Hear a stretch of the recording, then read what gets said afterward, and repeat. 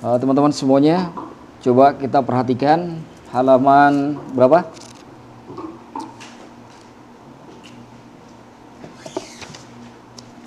Halaman 6. Halaman yang ke-6, faslun, satu pasal, walladzi yanqudul wudu'a.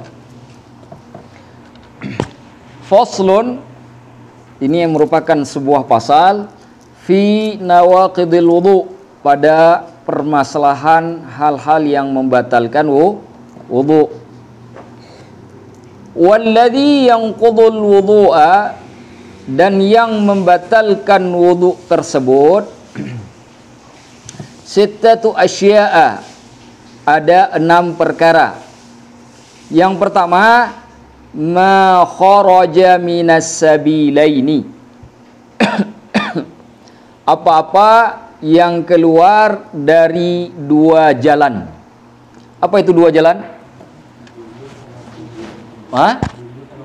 Qubul sama dubur, atau dubur sama qubul.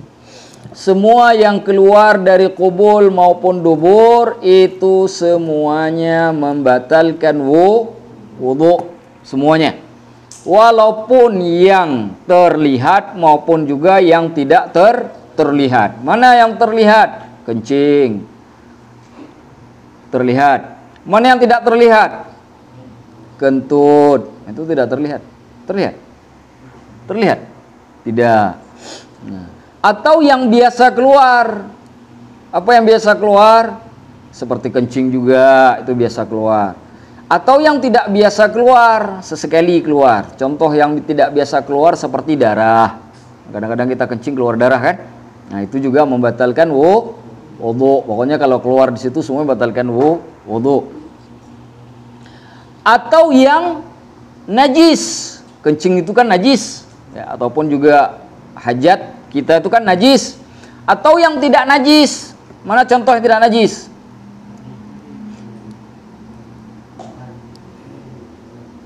Contoh keluar ulat.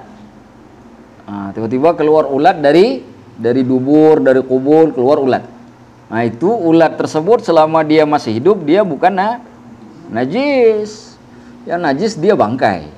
Kalau tiba-tiba keluar ulat, ulatnya mati. Nah, itu najis.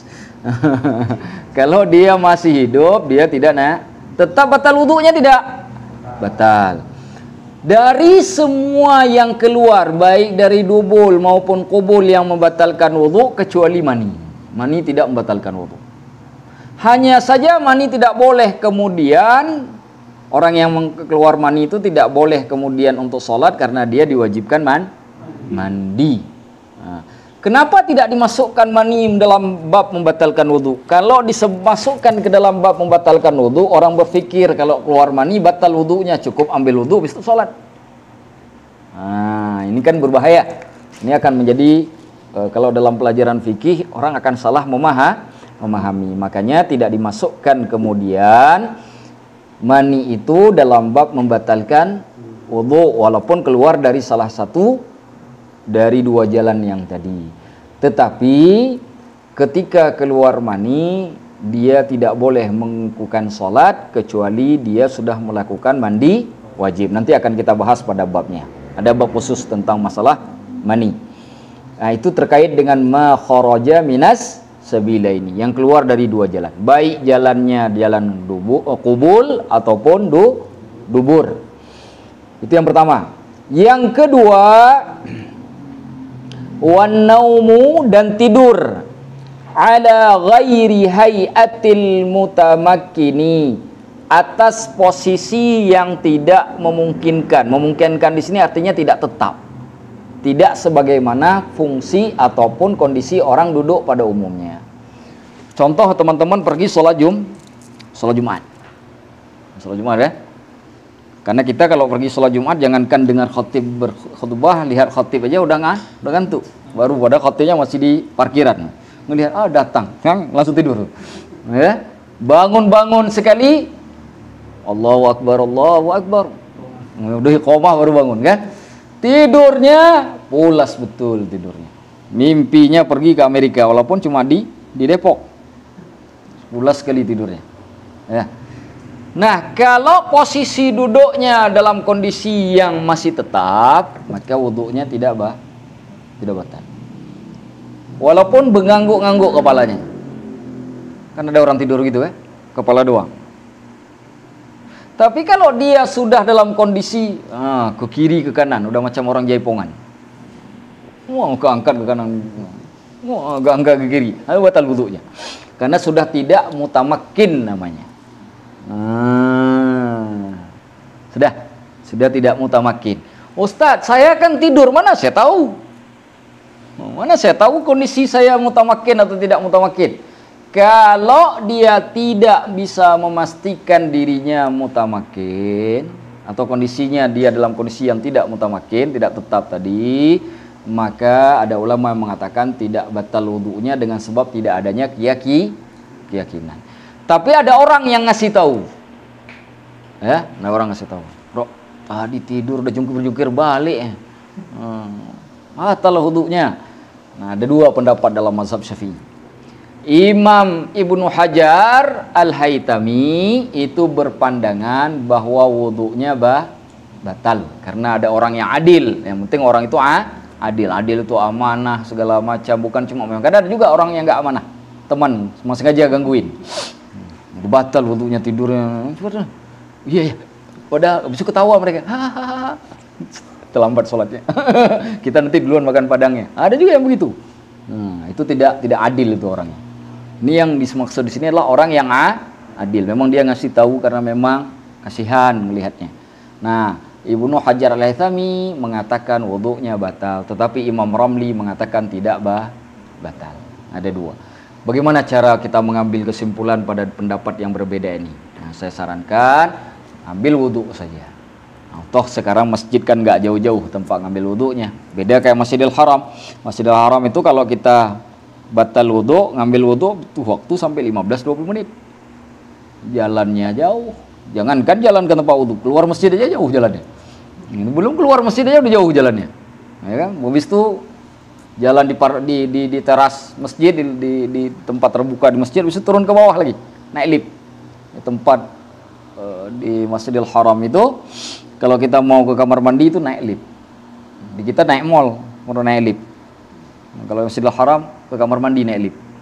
Nah, naik lift, turun lift ke kamar mandi. Kalau kita di sini ke mall, mana ada ke WC naik lift. Nah, ya kan? Nah, itu hebatnya di Masjidil Haram. Nah, itu dia. Nah, lama itu habis waktunya kan. Nah, kalau di masjid kita kan sekarang di sini kan dekat-dekat. Nah, ambil wudu saja. Jadi dengan demikian kita tidak tabrakan dengan semua pendapat. Wallahu a'lamu bissawab. Nah, itu terkait dengan orang yang tertidur.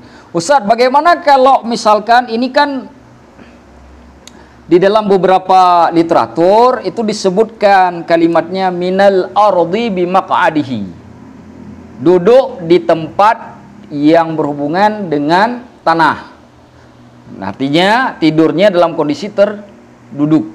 Bagaimana kalau dia dalam posisi tertidurnya bukan duduk? Kalau tidurnya berbaring jelas membatalkan wudu. Begitu juga kalau tertidur sampai berdiri. Nah, lagi nunggu-nunggu khatib bersandar di masjid, tidur tuh. Berdiri di tiang masjid. Itu juga batal. Hanya cuma duduk saja. Nah, kalau berdiri pun juga batal. Nah, pokoknya selain di posisi duduk batal. Sebagian ulama ada yang memperjelas. Kalau keangkat pinggulnya dari tanah, udah selesai itu wudunya. Kenapa kalau keangkat? Karena kita tidak tahu yang tidak terlihat tadi sudah keluar apa sebelum. Nah, itu persoalannya. Nah, jadi bagusnya bagaimana? Bagusnya jangan tidurlah kalau ke masjid. Biar nggak ada hukum macam-macam. Artinya, jangan tidurlah. Ustaz, kalau begitu saya pergi pas sudah mau khutbah kedua sajalah, biar nggak tidur. Nah, ini cari perkara namanya. Maka tidur malam, biar nggak tidur di masjid. Kalaupun nggak tidur malam, ya bertahanlah, jangan sampai tidur di masjid. Dengarlah khutbah. Dengar khutbah itu mendapatkan pahala yang luar biasa. Bisa dipahami sampai di sini? Jangan tidurlah. Wallahu a'lam bishawab. Baik. Yang ketiga, wazawalul aqli, hilangnya akal. bisukrin, dengan sebab adanya mabuk, dengan sebab kemabukan, au maradin, atau disebabkan karena penyakit. Jadi selama hilang akal, wuduknya batal. Apa contohnya? Seperti orang yang pingsan, ya, jalan-jalan tiba-tiba habis sambil wudhu pergi ke masjid, tiba-tiba pingsan di tempat wudhu, begitu bangun wudhu lagi. Nah, misalkan tiba-tiba sadar wudhu lagi, jangan langsung masuk masjid, kan tadi sudah wudhu. Tidak, hilang akal membatalkan wudhu. Maka orang yang pingsan wajib kemudian dia mengulang wudhunya. Atau karena gila, ada orang gila sekarang sehari semalam, karena beban hidup berat betul, gila sehari semalam, gila betul dia sehari semalam, hari kedua pun sembuh lagi, karena udah ada duit. Hari pertama dia gila karena tak ada duit. Orang gila juga batal wudhu, karena gila itu dianggap dengan zawalul akli itu sama. Dhahabul akli, perginya akal, itu sama hukumnya dengan zawalul akli, hilangnya akal. Orang gila itu dihukum seperti itu. Nah, jadi orang gila, orang yang pingsan, ataupun mungkin tiba-tiba karena sakit, ya, apapun, kalau akalnya tiba-tiba hilang, dia tidak sadarkan diri, maka kemudian dia wajib berwudu kembali kalau ingin melakukan sholat. Sudah 3. Yang keempat, lamsur rajulil mar'atal ajnabiyyata. Lamsu, menyentuh, ar-rajuli, laki-laki, al-mar'atal ajnabiyyata, akan perempuan yang asing, atau menyentuh perempuan yang laki-laki menyentuh perempuan asing. Kalimat asing, ajnabiyah, itu lawan dari mahram. Mahram artinya orang yang tidak boleh dinikahi. Nah, jadi kalau bersentuhan dengan mak kita batal tak wudhu? Tidak batal, karena mak kita mahram. Bersentuhan kita dengan kakak kita batal tak wudhu? Kecuali kakak ketemu gede, itu batal wudhu. Karena kakak ketemu gede bukan kakak. Kakak ketemu gede, paham kan? Kakaknya waktu gede, waktu kecil gak? Nah, kakak sekarang banyak, sekarang adik macam-macam, sekarang adik ada adik kandung, adik tiri, adik sayang, macam-macam lah adik sekarang nih. Nah, maka kakak pun banyak macamnya sekarang. Nah, kalau kakaknya kakak kandung, kakak seayah, kakak seibu, maka itu dianggap mahram.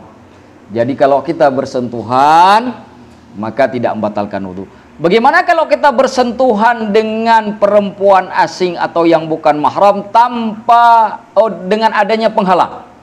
Contoh, saya bersalaman, saya ambil wudhu, bersalaman dengan perempuan, mungkin di majelis taklim, ada ibu-ibu tiba-tiba pengen salam ustadznya lagi udah ambil wudhu, ustadznya membalut tangannya, misalkan dengan ini, nah, seperti ini, lalu salam. Nah, ibu salam, terbalut, batal tidak wudhu ya? Nah, makanya di sini ada kalimat min ghairi hailin, tanpa ada penghalang. Nah, jadi kalau ada penghalang tidak membatalkan wudhu. Jadi dalam mazhab Syafi'i, apabila kita bersentuhan dengan wanita yang bukan mahram, jika persentuhan tadi kulit dengan kulit. Kalau kulit dengan kulitnya dibatasi oleh kain atau apapun yang lainnya yang jadi penghalang, maka wudhunya tidak batal. Nah, baik, itu pertanyaan pertama. Pertanyaan kedua, bagaimana suami kalau menyentuh istri, batal tidak wudhunya? Istri dihukum mahram atau dihukum wanita asing? Batal atau tidak wudhunya? Hah? Ragu-ragu nih kayaknya. Selama ini nyentuh istri terus gimana? Hah? Batal. Kenapa batal? Hah? Karena tidak sedara. Begitu, Aris? Hah? Nah, itu jawaban yang paling tepat. Emang jawaban melarikan diri itu paling tepat. Ada 2 jawaban melarikan diri. Satu lagi wallahu a'lam. Nah, itu jawaban melarikan diri. Wallahu a'lamu Itu jawaban. Kalau Allah alam itu jawaban tawadhu itu. Jawaban merendahkan diri itu. Mereka hati padahal nggak tahu. Gimana menurut kamu? Wallahu a'lamu bissawab. Fasih lagi ngebutinnya. Ustadznya subhanallah. Dalam hati dia, Ustadz nggak tahu kalau gua nggak tahu. Subhanallah. Baik. Di dalam mazhab Asy-Syafi'i, laki-laki apabila bersentuhan dengan istri hukumnya batal wudunya. Apa sebab? Karena perempuan yang kita nikahi itu pada hakikatnya bukan mahram. Kalau dia mahram nggak mungkin dia bisa kita nikahi. Nah itu hukumnya begitu. Justru karena dia bisa dinikahilah makanya dia menjadi batal kalau kita bersentuhan. Nah, makanya kalau yang sudah menikah, ini ada yang mau menikah nih sebentar lagi. Jangan nanti lihat istrinya sedang mobil wudu sengaja datang dipeluk, cium pula. Nah, kata istrinya nggak apa-apalah suami sendiri sholat dia. Nah kita tanya mazhabmu apa? Mazhab Syafi'i. Ente mazhab Syafi'i. Syafi'i dari mana? Dari Hong Kong. Syafi'i dari Arab bukan begitu. Mazhab Syafi'i, Imam Asy-Syafi'i itu suami apabila bersentuhan dengan istri tanpa ada pembatas, penghalang, maka hukumnya batal wudunya. Sudah. Nah, tetapi bab ini terjadi perselisihan pendapat di kalangan para ulama terkait dengan masalah ini. Di dalam mazhab Hanafi tidak batal. Di dalam mazhab Hanafi selama tidak menggauli istri, mau dicium sampai puas, mau cium pipi, cium di mana saja, di bibir segala macam, itu tidak membatalkan wudu bagi si suami menyentuh istri dan bagi istri yang menyentuh suami. Dalam mazhab Hanafi. Tapi saya mengatakan ini bukan untuk saya suruh kalian mengamalkan. Saya ingin mengatakan bahwa ada pendapat itu di dalam fikih Islam, fikih Ahlus Sunnah wal Jamaah. Sehingga kemudian kita tersamuh dalam bab itu. Kita sendiri mengamalkan apa yang ada di dalam mazhab Asy-Syafi'i. Bisa dipahami kira-kira? Nah, begitu juga dengan mazhab Maliki. Mazhab Maliki jangankan menyentuh istri sendiri, menyentuh wanita manapun di dunia ini, itu tidak batal wudunya. Sama seperti mazhab Hanafi. Mazhab Hanafi juga tidak batal. Hanya bedanya, kalau mazhab Syafi'i atau mazhab Maliki, selama tidak punya syahwat. Nah, ya kan? Pergi ke masjid, habis wudu dari rumah, lihat anak perempuan orang, colek dikit. Kenapa tak ambil wudu? Maliki, tak ada syahwat. Nggak mungkin tak ada syahwat. Kalau ada syahwat, ngapain itu celek-celek anak orang? Ya enggak? Cuma dalam mazhab Maliki gitu. Kalau punya syahwat, timbul syahwat pada yang melakukan itu, maka batal wudunya. Dalam mazhab Syafi'i, ada syahwat, tak ada syahwat, hukumnya batal. Termasuk anak kecil yang sudah bisa memberikan rasa suka, walaupun dia belum balik. Itu anak perempuan. Contoh misalkan anak perempuan itu balik katakanlah di umur 9 tahun. Dia masih umur 8 tahun katakanlah. Apalagi anak Arab. Anak Arab itu umur 8 tahun macam mana umur 15 tahun di Indonesia. Anak Arab itu. Itu kalaupun kita lihat, jika tak kuat iman bisa goyang. Nah, itu bisa menghadirkan syahwat. Nah, dalam posisi begitu, ketika kita sentuh dia bersyahwat ataupun tidak, hukumnya batal wudu. Bisa dipahami? Nah, itu terkait dengan menyentuh perempuan. Mana dalilnya yang dijadikan oleh para ulama sehingga kemudian para ulama berselisih pandangan dalam bab ini? Ayat Al-Quran ada di surat An-Nisa, "Aula mastumun nisaa falam tajidu ma'an fatayammamu sa'idan thayyiba."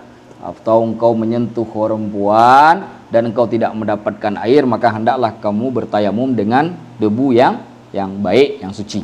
Nah, kata aula mastumun nisa, kata menyentuh di dalam bahasa Arab lamnya pendek, lamasa. Tapi ayat tersebut lamnya panjang, lamastumun nisa, bukan lamastumun nisa. Nah, disitulah letak masalahnya. Kata Imam Syafi'i, mau dia panjang, mau dia pendek, hukumnya sama.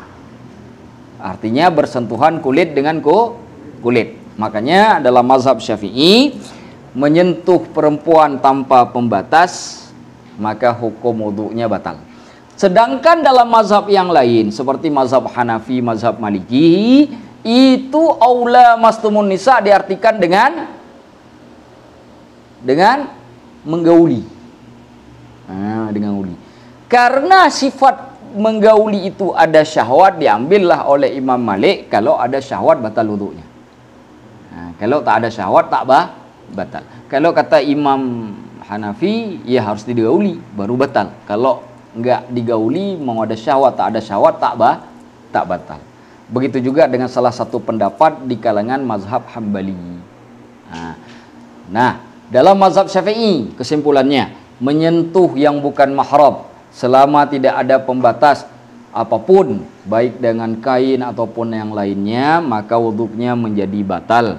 Kemudian apabila dia menyentuh istrinya, hukumnya sama seperti hukum menyentuh wanita yang bukan mahram, karena hakikatnya istri kita itu adalah wanita yang bisa kita nikahi, sedangkan hakikat mahram adalah wanita yang tidak boleh dinikahi sama sekali.